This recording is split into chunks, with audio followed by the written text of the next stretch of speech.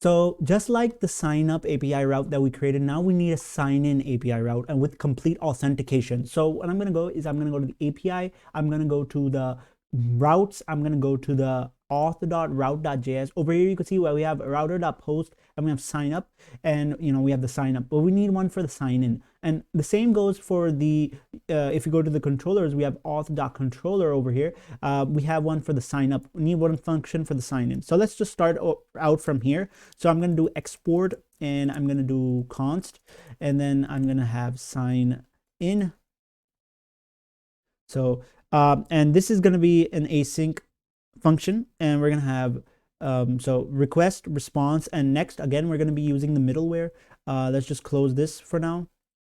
And what we're going to do is we're going to have the, during the request, when we get the request, basically you're getting the body. What you want to do is you want to destructure it and only get the email and password. So right, we're just getting the, all the information like username, email, password, and the underscore ID from the MongoDB. Essentially not from MongoDB, but from the request that you're giving, the client is giving to the server. So from there, you just destructure the email and the password. All right, like that. So that's how we're destructuring it. And then after that, what we're going to do is we're going to actually use this email and password to authenticate. So we're going to use a try and catch block. And over here in the try, what we're going to try to do is we're going to try to find the valid user. We're going to say const valid, we're going to say user is equal to, and we're going to use the await keyword since we're using it because we're trying to interact with the database to find that valid user's email. So we're saying we're going to use user. And now you might be asking, where's this user coming from? It's our Mongoose model. Remember that model that we created over here, the model, and in here we had this model which was the user model. So it's user.model.js, but we exported it. So what we could use is we could just say inside here we could say user, and if I do space control and space, so it's not working over here, so control and space, yeah, now it's worked. So it says over here that Mongoose model, if you click on it, it's going to be imported over here automatically. So user from models and user.model.js. Perfect. So from there we're going to say user.find1. It's the function, and then it says like you could pass in the email. So because the email is equal to email, the same thing exists in the MongoDB. That's the same way how to do it, and this is the same way. So you could just say email, or in ES6, it just allows you to do it once if the both key and value match. So you could just say it like that. Okay, so if the valid user, if suppose the valid, it's not valid, so suppose you didn't find that email in the database, what you could say is not valid, throw, and what you could say is that you could either throw a new error, but we don't want to throw an error since we already created something in our middleware. So what we would do is we could say if the valid is not there, we could say return within that same line, so that it's just a single line. We could say if next, and then inside the next, since this was from our middleware, we say error handler, and we created this utils function. If you remember, if I click on this, this is going to be imported on the top. You'll see that this one, error handler, is coming from the utils error.js that we previously created, and we just pass in two input parameters. One is the status code, which is going to be 404, since it means the user is not found, and then we could say user not found, like that. So this is our response if the user does not exist. All right, so what happens if it does actually exist? Then we have to check the password. So we have to say const valid password, and then what we're gonna do is we're gonna see that we're gonna first see we're gonna have to try to compare the password essentially, and you already know it's hashed, it's encrypted. So this password is gonna be encrypted. It has to be compared with the hashed password in the database. So if you go here, these hashed passwords, how are you gonna compare it? So the way we could do it is we could use bcrypt, just like how we encrypted it. So bcrypt.js, and then bcrypt.js.compare sync function, and you pass in the password. You pass in the password that the user sent. So that, and then you compare it with the valid user dot password within the database. If both of them match for some reason, if they match, what we're going to do is we're going to, first of all, let's check the condition if it doesn't match it. So if the valid user password does not, the valid password does not match, we say return. Okay, next, again, we're using the middleware, and we say error handler, and we say 401. And over here, we're going to say invalid instead of password, because maybe the password is not the thing that's wrong. Maybe the email is, or maybe it doesn't exist or something like that. So we'll just, instead of having the user constantly adding the password again and again, even if it's correct, we'll just say invalid credentials. All right. So this is a perfect message, and this is going to display in our screen as well. So we'll just say invalid credentials, and we're gonna go to the next part. Right after that, we actually need now to basically create a JSON web token, and the meaning the meaning for this is that I actually have to create a web token that could be stored in the client's machine, so that once I logged in one time, I could automatically go back to my page if I'm authenticated with just a JSON web token. So we're going to be using JWT for this. So it's pretty simple, pretty easy. All you got to do is we're going to create a token. So we're going to say const token, and over here we're going to say JWT. So you could see over here JWT dot sign. Okay, before all of this, before creating and signing the token, what we have to do is we have to turn off our server, because I remember that this is actually in the if you look at this properly, this is in the root directory, and we have to be in the root directory, since I remember I told you that the root directory has our package.json, and it also will be like kind of like our original server style things, but the servers folders in API. But over here we're gonna have to install npm I, and we're gonna say JSON web token, just like that. Once we do this, it's gonna install it, and then we could rerun our server. So just 1 second, and now I'm gonna do npm run dev again.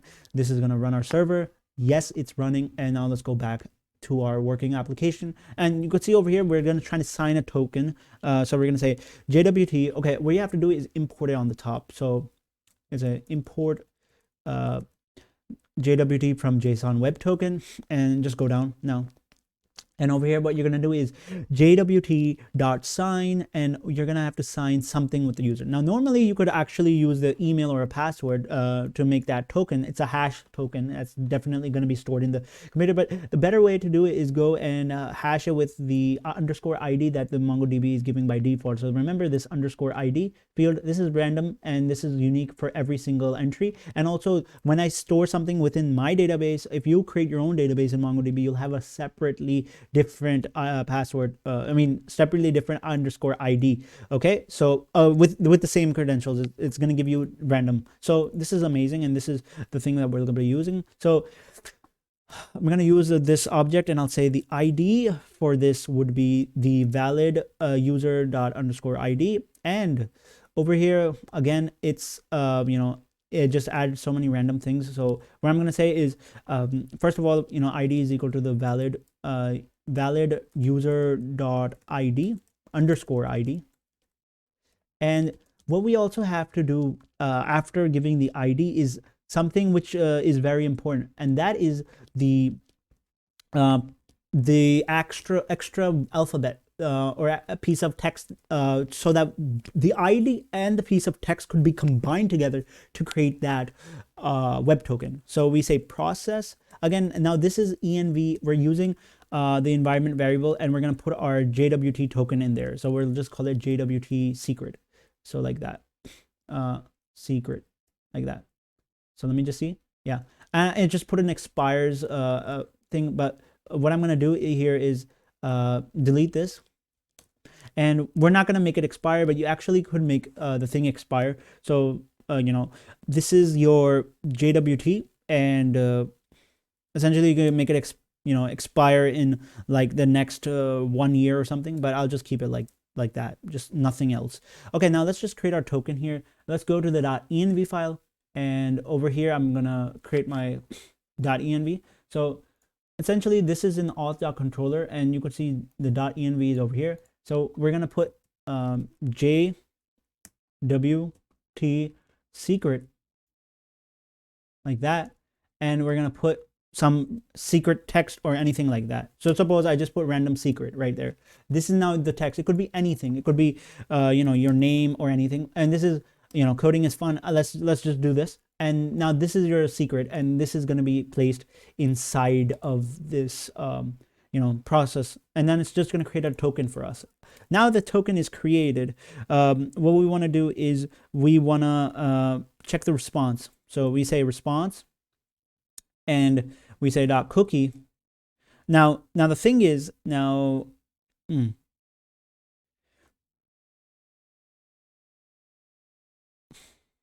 so the thing is, we essentially created that token.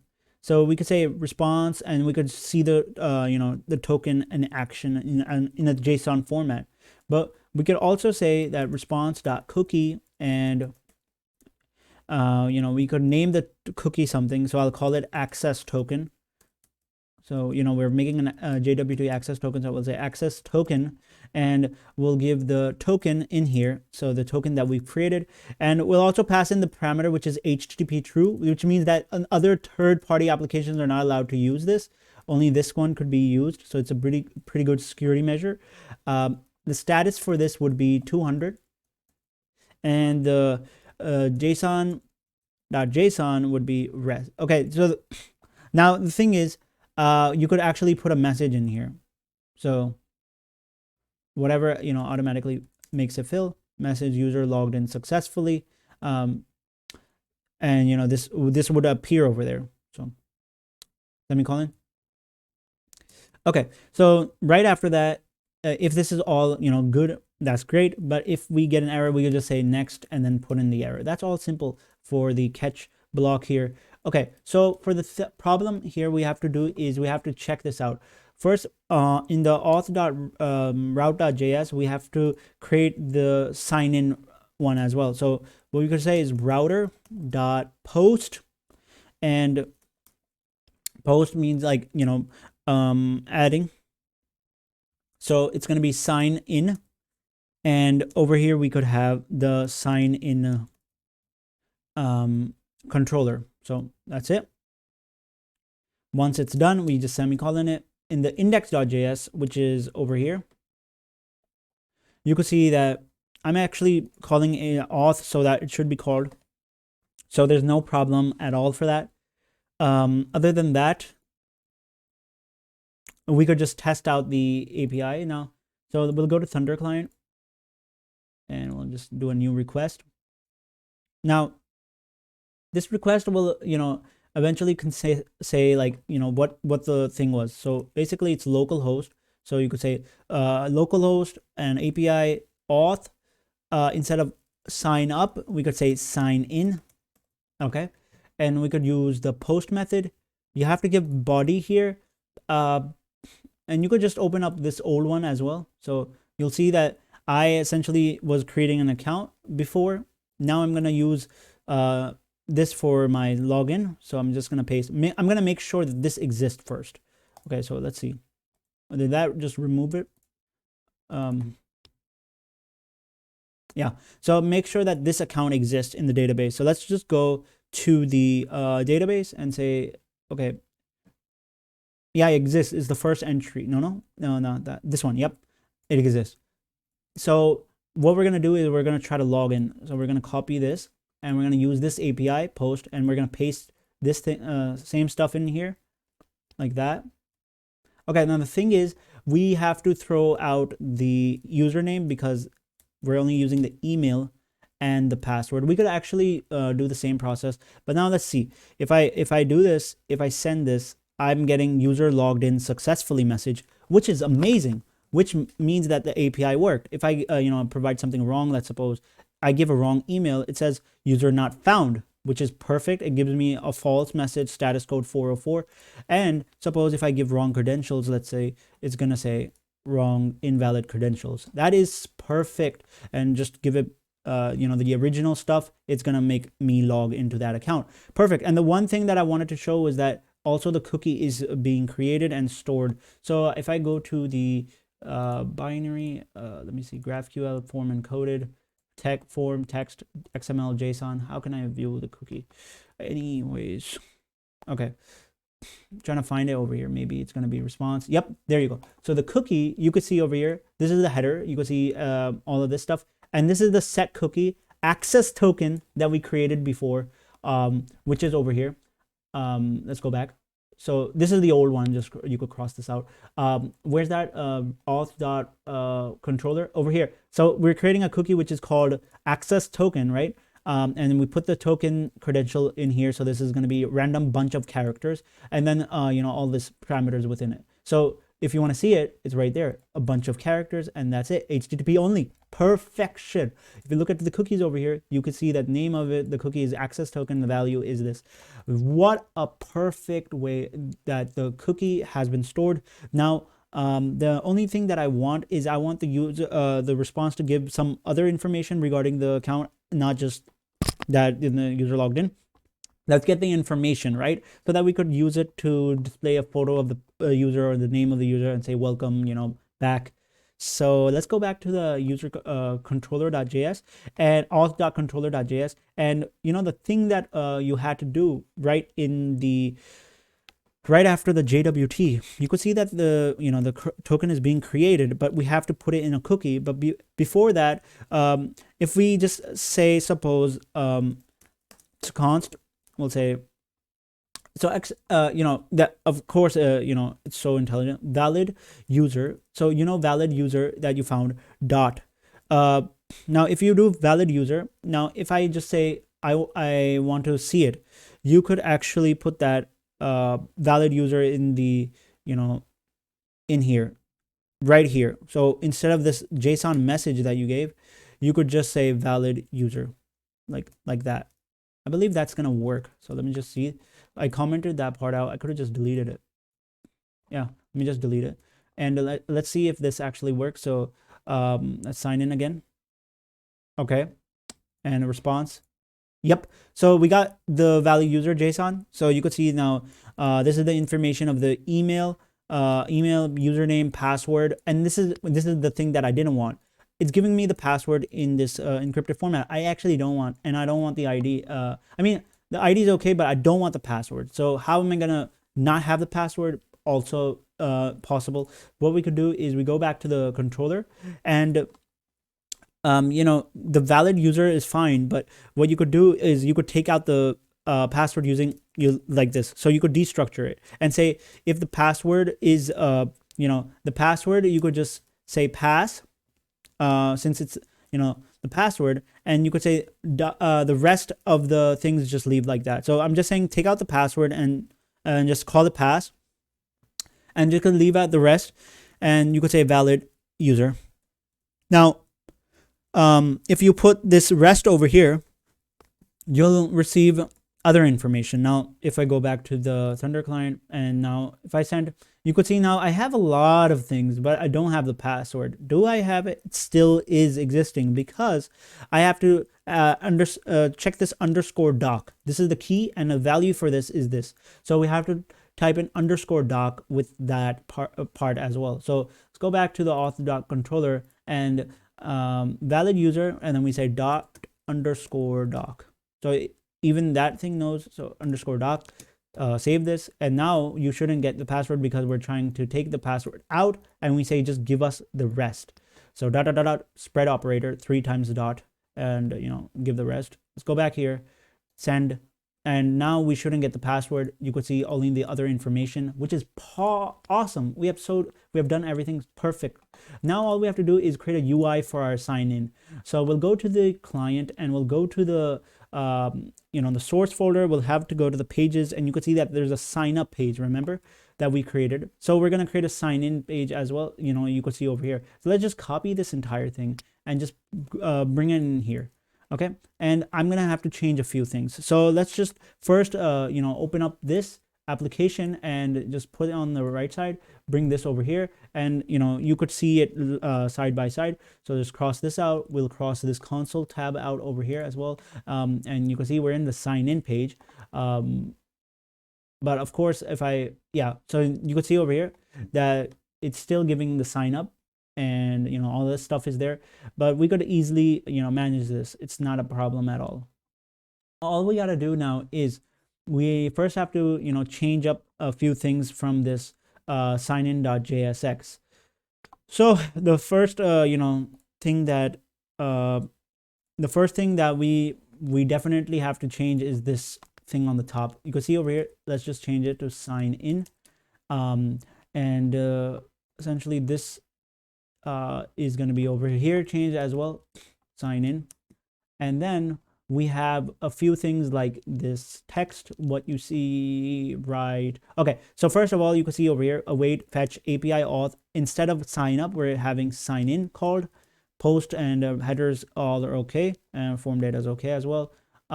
You no longer need the email. So just a second, let me go down here. Okay, so instead of if the success happens, you have to go to the home page, not the other pages. So this is home/home. I guess home is existing. Let's go here and just see if home exists. Yep, home does not exist. So I mean, it doesn't matter. We'll create it. So that's not an issue at all. Or you could just say, navigate to like that. Yeah. Oh, so the main page is the home page. That's the page, so no worries at all. Let's just go back to sign in. Sign in. Okay.